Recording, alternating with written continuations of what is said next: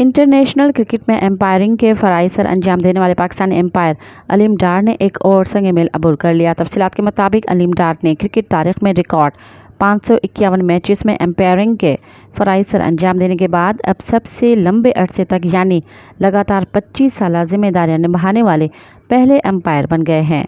अलीम डार ने 16 फरवरी 2000 को गुजरांवाला में श्रीलंका और पाकिस्तान के दरमियान मैच से डेब्यू किया। अलीम डार दुनिया में सबसे ज़्यादा इंटरनेशनल एक रोज़ा मैचेस का तजुर्बा रखते हैं। अलीम डार ने 21 अक्टूबर 2003 को ढाका में इंग्लैंड और बांग्लादेश का टेस्ट मैच सुपरवाइज़ किया।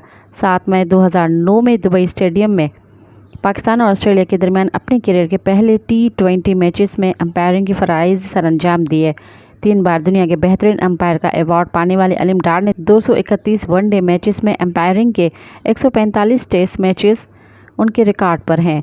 70 T20 मैचेस में अलीम डार ने फ़राइज़ निभाए। अलीम डार ने 2006 और 2009 में ICC चैम्पियंस ट्रॉफी के फाइनल सुपरवाइज़ किए।